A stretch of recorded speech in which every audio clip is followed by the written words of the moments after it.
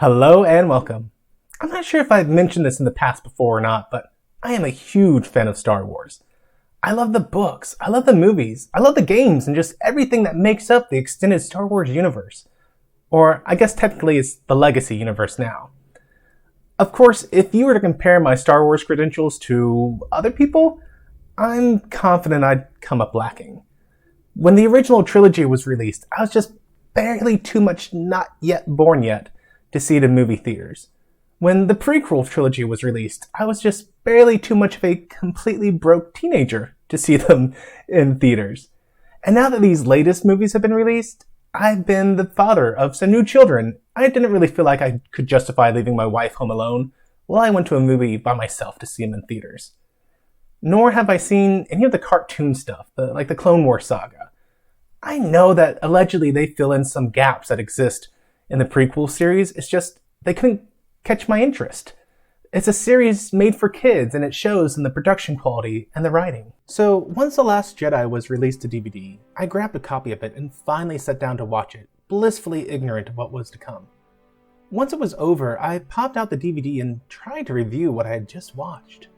I tried to remember the major beats of the movie, who were the main characters, and what was the overarching plot, things like that. Sitting there, going over The Last Jedi, I was left with the feeling that something just felt off about it.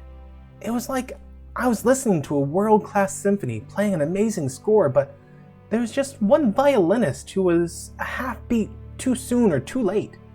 It didn't ruin the performance, really, but even if you weren't a trained musician, you'd end up leaving thinking that something had gone amiss. After watching it, I finally allowed myself to go online and see what other people had to say with it. And I wasn't too surprised to discover that a lot of other people had also had a few quibbles about the movie. What did surprise me was how divisive The Last Jedi was. There are those who think this movie was the worst thing ever, and then there are those who are religiously devoted to Star Wars and get furious that anyone would dislike it. Somewhat fascinating, though, was that when people would defend The Last Jedi, very few of them would talk about its merits. Rather than saying, I liked it because of reason X, the focus was always on belittling the position of the person who disliked it. It would always be, the only reason you didn't like it is the fact that your theory was wrong, or you just can't handle a strong woman, or you're just thinking about it too much. In many cases, I saw people actually admitting the writing was bad and telling everyone just to shut up about plot holes, only to in the very next breath state that The Last Jedi was perfection, or that you're just watching movies wrong if bad writing makes you like a movie less. These individuals would write huge essays and make massive videos about how wrong you are for your position, without ever providing any support for why it was a good movie, just to finish it off with something like, besides, why do you even care? This is a movie about space wizards for kids. With the release of The Rise of Skywalker about 2 months away, I decided I wanted to sit down and figure out if The Last Jedi is really as bad as I remember. I went into this wanting to like The Last Jedi, to find out that I'd been giving similar movies a pass, and I'm just being unforgiving toward The Last Jedi. As part of this motivation, I also wanted to challenge myself. Could I watch The Last Jedi, and if I still didn't like it, actually define what it was about The Last Jedi that I disliked?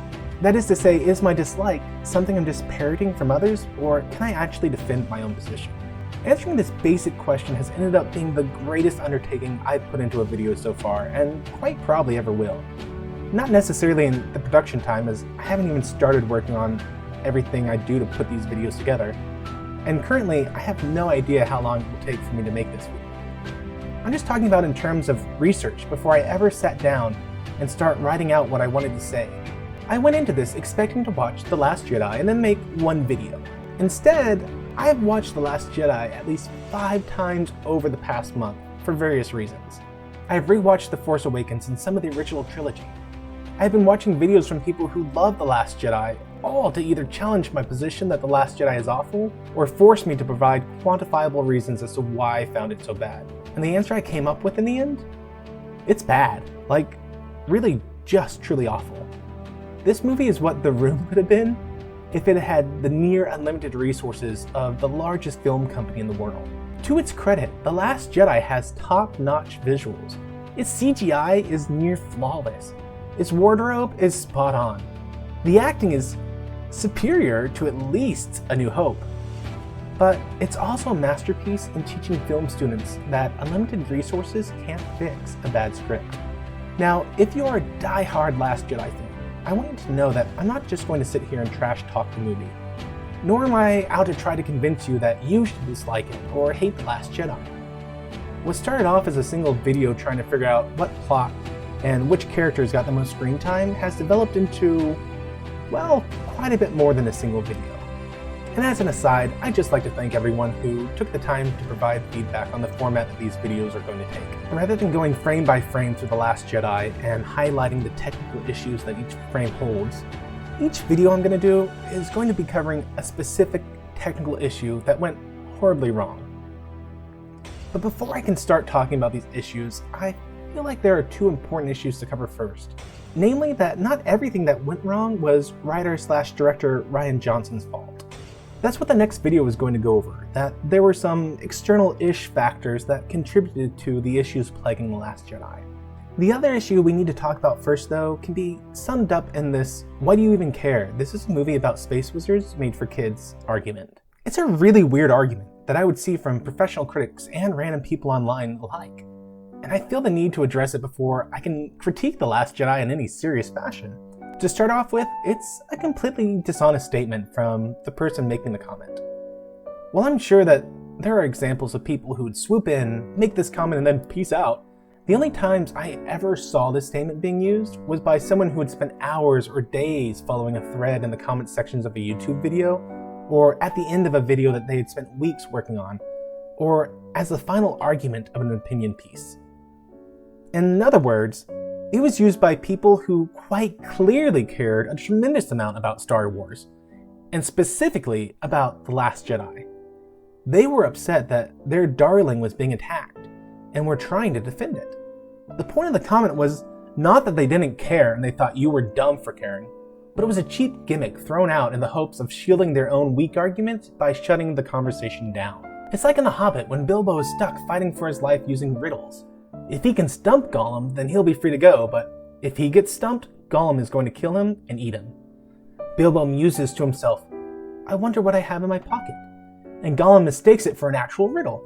Since it's not your standard riddle, Gollum gets 3 guesses, and with his last guess says, "string or nothing," which was not quite fair working in 2 guesses at once.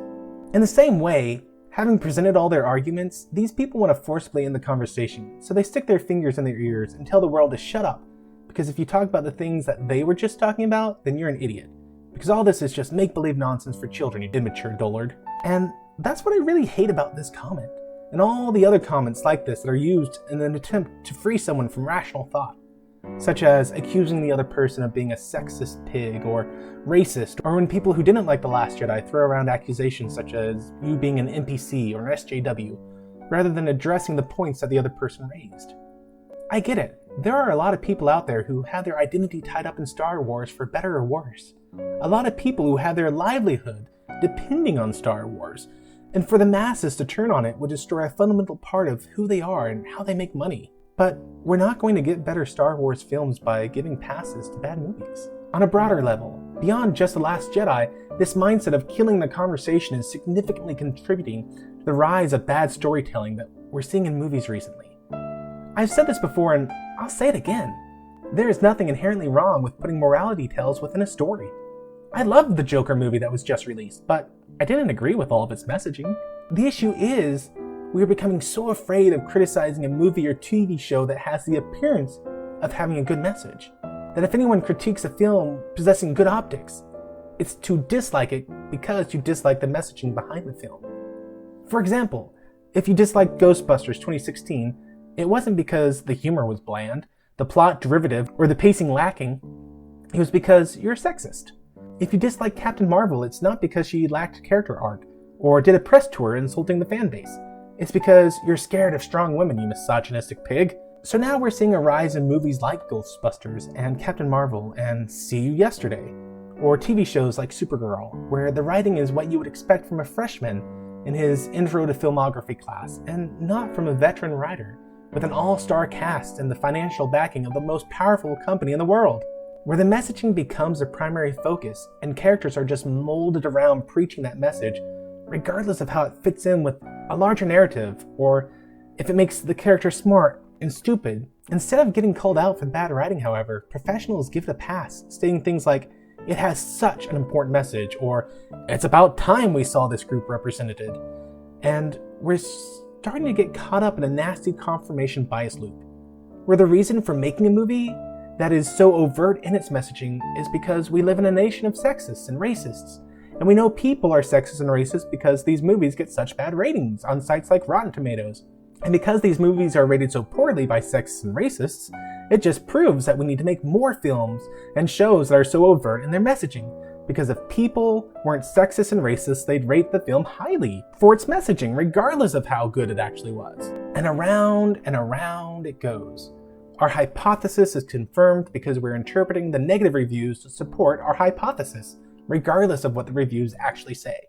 The second issue I have with this comment of "why you even care, it's just a movie about space wizards for kids," is it's fundamentally wrong. Star Wars is not a movie made for kids, and it never has been. The original Star Wars was supposed to be a family film, yes, in the same vein as Flash Gordon or Buck Rogers. Duck Dodgers in the 24th and a half century! And it was aimed at young teens to adults. This target demographic is readily apparent from the very first movie. We see the charred corpses of Uncle Owen and Aunt Beru. We see an arm cut off and lying in a pool of its own blood. We see a scoundrel who would do anything to save his own skin, even shoot first, which he totally did. Outside the first movie produced, we see more dismemberment, beheadings, the mass murder of children, and now with The Last Jedi, nihilism and swearing. Well, let's just pray that big door holds long enough for us to get help. Thank you so much for bringing that into Star Wars, Mr. Johnson.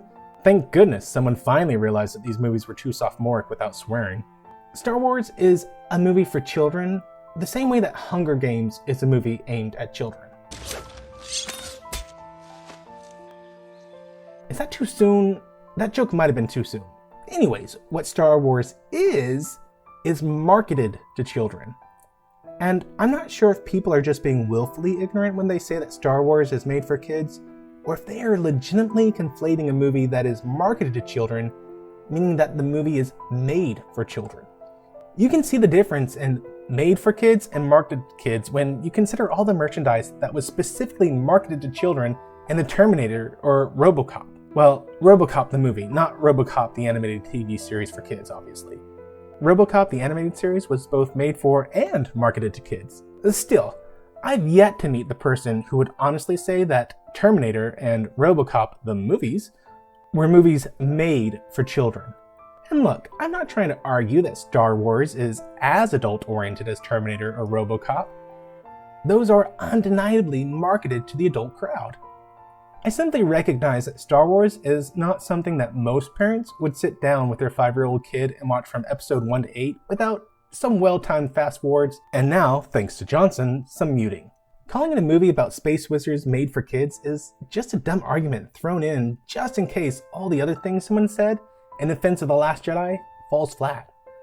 And while I doubt that anyone beyond my few subscribers will ever see this, in the unlikely event that you stumble onto this video in the wee hours of the night after YouTube autoplays the next random video, I hope this video sets the stage for the rest of the Last Jedi videos I'm going to do.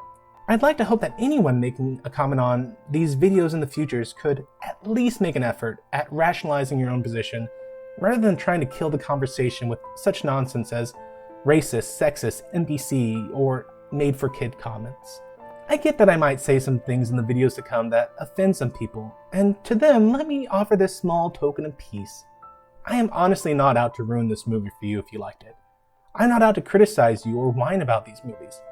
In fact, nothing I say is a personal attack against you. If you feel like it is, then that's just your personal baggage that you're bringing with you. And I highly encourage you to consider if that's something worth carrying around with you. To wrap things up here, let me just answer the question of why do I care? Which, I know, anyone saying, why do you care? This is just a movie about space wizards made for kids, doesn't actually want to know the answer. They're just saying it to ridicule their opponent into silence. But it's been asked, so I'm going to answer.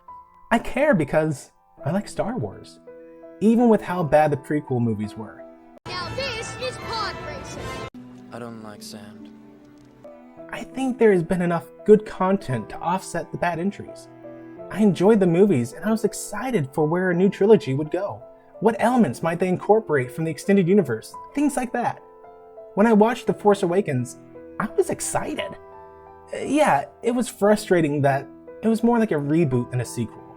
But there were enough variations to keep me engaged. And the music fit nicely with the scores from the other movies, and oh my goodness, did you just see that? Kylo Ren stopped a blaster bolt with the Force! I mean, yeah, there's a lot in it to get me excited for the next movies. After The Last Jedi, though, and the even more lackluster Rogue One and Solo films, I've been apathetic toward the idea of seeing the next Star Wars film. I want Star Wars and films in general to make the most of the medium that they're working with to tell a good story. The best way to get good films is to actually call films out for what's bad. And hopefully, if there's some aspiring film student out there who sees one of these videos in the future, even if they love The Last Jedi, I hope that they watch this and go, I guess that was a bad choice. I'll be sure not to make it. For everyone else, I just hope to show you some neat things about movies, and I hope this will give you a deeper appreciation for the films and shows you watch. So with that said, let's get this properly started with The Last Jedi, What Went Wrong? A defense of Ryan Johnson.